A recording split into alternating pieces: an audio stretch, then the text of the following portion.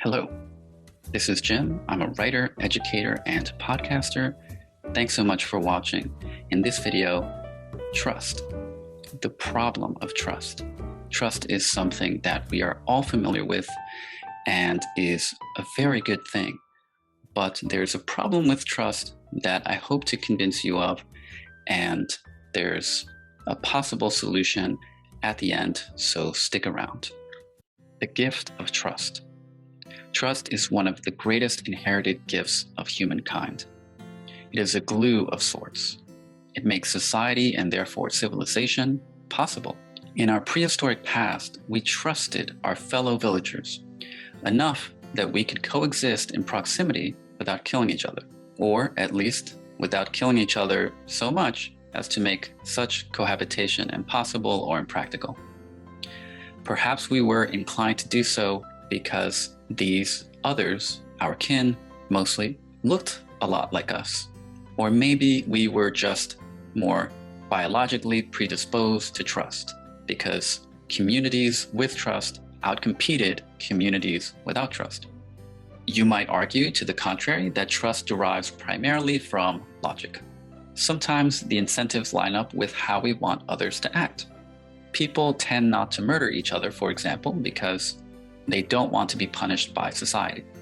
As a result, most people walk calmly down the street instead of running from one location to the other for fear of being killed.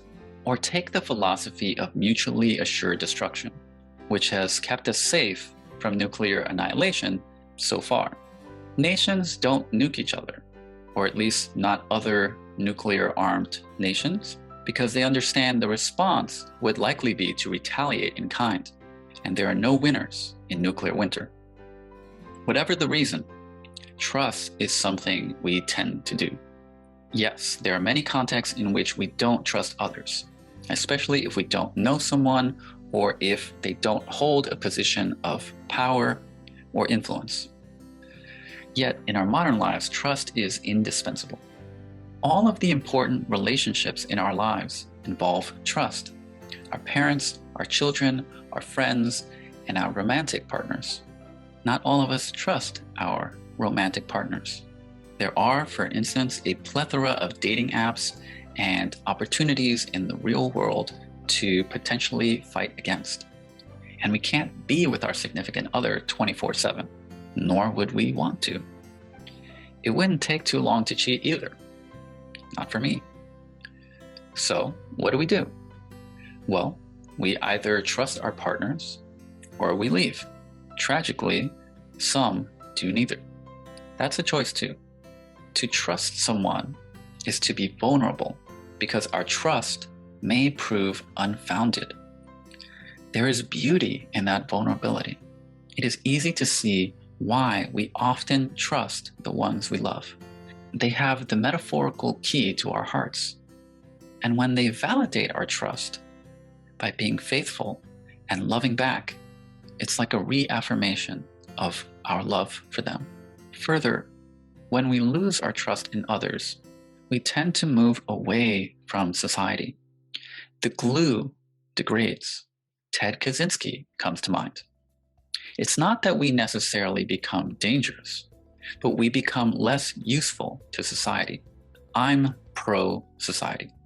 Collectively, we solve problems better than individually. And biologically, at least, most, if not all of us, need each other. Now, the problem of trust. We trust because sometimes we don't have a better alternative. Trust is almost synonymous with faith. We can't know everything. I'm not advocating for the elimination of trust. As stated, it's terribly useful. I do believe, however, that there are some circumstances in which the reduction of trust, where it is possible and practical, would help to create more efficient systems.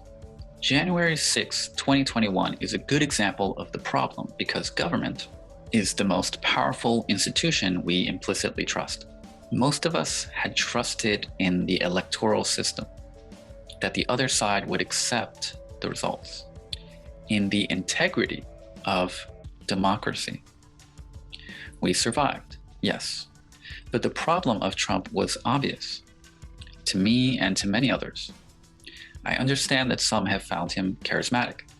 People like confident people, especially if they're rich and famous. Social media played a key role too.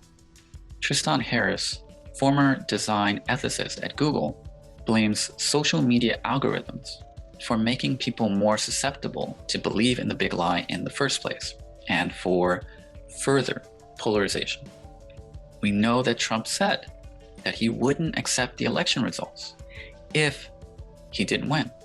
Before the election, Trump was trying to sabotage the post office in an effort to reduce the number of mail-in ballots it can process, because mail-in ballots, he knew, leaned heavily Democrat. He had been building this case of massive Democrat voter fraud for years, in fact, in the way an insecure person, one who knows he will lose, does. We all should have seen it coming. And yet many of us, including Capitol Police, didn't. Trump and his sycophants came terrifyingly close to fucking up this democracy thing. I don't know what would have happened if the rioters had gotten their hands on Mike Pence, who they said they would hang, or Nancy Pelosi. And what saved us? It seems our democracy was kept intact by a relatively small number of people. What would have happened, for example, if the man who shot Ashley Babbitt was an avid Trump supporter? What if there were more cops on Trump's side on that day? As we know, many of them were investigated hence. What if the Georgia officials Trump tried to coerce into giving him what he wanted, which were enough votes to win that state, had given him just that? What if Mike Pence had done as Trump had asked and refused to certify the election results? It's not clear how many more people Trump had to fire and replace or coerce in order to get what he wanted. But it's not absurd to think that with a bit more effort, he might have gotten it done. Now in front of us, for future dictator wannabes, the blueprint to the destruction of democracy. One thing seems clear to me. Leaving democracy up to the character of people voted on through a popularity contest isn't ideal. Put another way, the necessity of trust in individuals whose job it is to govern in place of something better is the problem. The president can say he has no desire to destroy democracy. It would be better if such a thing were impossible, or as unlikely and impractical as possible. Let us move now toward a solution. In considering a solution to this intractable problem, I draw my inspiration from two key sources, both from computer science: Zero Trust Architecture and Bitcoin. Zero Trust Architecture, ZTA, is based on the principle of trust but verify. Also, never trust, always verify. It's a cybersecurity technique that seeks to eliminate the need for trust and instead seeks out to validate all interactions. The problem ZTA identifies is that organizations, networks, have tended to assume that everything within its corporate walls should be implicitly trusted, making it easy for malicious actors to move freely and access sensitive materials once they're on the inside. Because many corporations today don't have clearly defined perimeters due to the advent of cloud, mobile devices, and IoT, ZTA seeks to protect a corporation's network from anywhere and at any time. Satoshi Nakamoto, the anonymous creator of Bitcoin, was largely motivated by the problem of trust too, in his case with financial transactions. He wrote, "While the system works well enough for most transactions, it suffers from the inherent weakness of the trust-based model. What is needed is an electronic payment system based on cryptographic proof instead of trust, allowing two willing parties to transact directly with each other without the need for a trusted third party. How does Bitcoin resolve the problem of the trusted third party? Instead of the fate of the entire monetary system depending on who runs the mint, with every transaction having to go through them just like a bank, transactions must be publicly announced with a system for participants to agree on a single history of the order in which they were received. So the payee gets a proof of the time of each transaction when the majority of nodes agree it was the first received. This is according to the Bitcoin white paper. Basically, this problem is resolved through transparency, through community, and through math. These two key developments demonstrate the difficulty and complexity of the issue at hand, bad trust, and therefore the need to be comprehensive in a solution. Firstly, CTA suggests an obvious utility in ensuring election integrity and efficiency, making it practically impossible for someone to say that they won when they didn't. I do not see any substantial reason why we couldn't vote digitally. Companies have endeavored to ensure that you are who you say you are for decades, and have many useful and still evolving techniques for doing so, such as two-factor authentication. CTA would further help us identify critical components of the network and develop stronger methods of user authentication. For example, this approach becomes stronger with more users. This means more verification, which means a safer network, which means less trust is needed in individuals. Though, ironically, more trust will be gained in the process, which is vital, because trust is the currency of democracy. This is not a new idea.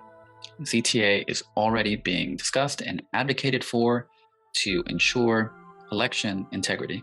Secondly, when possible, decreasing the size and scope of government is generally a good thing. Just like Bitcoin addresses the issue of the middleman by getting rid of him, whenever possible and practical, removing the need to trust in government officials is imperative. Obviously, many of them lie.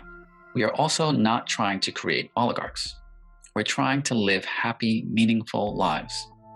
Bureaucracy is slow and inefficient.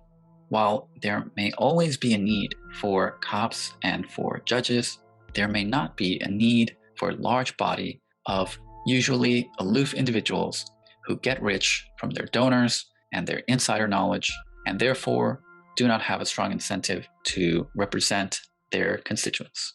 Direct democracy, having people vote for the laws that they want, is one more direct path. If implemented at scale, it should encourage greater awareness and participation of the public, instead of trust in charismatic leaders. And with our modern technology, it isn't particularly difficult to do. If truly implemented, it should reduce the need for gridlock in Congress. And with ranked choice voting, we can better make sure that each vote matters, that the best ideas win. We would also need less red tape, fewer political bodies to count votes and to implement elections. Obviously, such an approach would take time and convincing. We should be talking about this. Perhaps some laws make more sense than others to vote on directly. Even so, we would be moving in the right direction, away from a slow, bloated, inefficient, and untrustworthy government. Finally, one futuristic idea is to replace government, the middleman, altogether, with some sort of super algorithm or artificial intelligence. Again, let's look at Bitcoin. Algorithms enable Bitcoin transactions from one person to another without needing a third party, or for either to reveal their identity, while at the same time enabling both parties to trust in the system instead of each other or a third party, because the double spending problem is almost impossible to occur. AI is clearly a work in progress, but this progress involves some of our greatest minds, community, math, and science. AI, like our children, will inherit our values. We just have to be careful about what our values are. Tristan Harris has brilliantly shown us time and again the inherent problems in having powerful algorithms spurred by seemingly innocuous incentives. such as profit seeking. He writes of one powerful example: YouTube's recommendation algorithms, which determine 70% of daily watch time for billions of people, suggest what are meant to be similar videos but actually drive viewers to more extreme, more negative, and more conspiratorial content, because that's what keeps them on their screens longer. We must be careful. We could get this wrong. We should take our time. Bitcoin is inherently open source. It is built by community. The best ideas win. It is a good metaphor for a more hopeful future. With our problems, we often look at government or technology to save us. These things are tools. We need tools, but we won't get everything right. If we can be as transparent as possible, however, and increase trust in the government system overall by decreasing the need to trust wherever practical and possible, then we can move humanity in a better direction. The English 17th century poet John Donne once said, "No man is an island." We rely on each other. We trust each other. And that's a beautiful and necessary thing. It's nice to feel that you can leave your door open because you believe nothing bad will happen. It would be better, though, if you knew, as much as it's possible to know, that nothing bad could. That's my video. I hope that you enjoyed that. I put a lot of work into it. Please share the video, like, subscribe, hit the notification bell. All of that helps me out, and I deeply, deeply appreciate it. And I just want you to have a great weekend. Peace.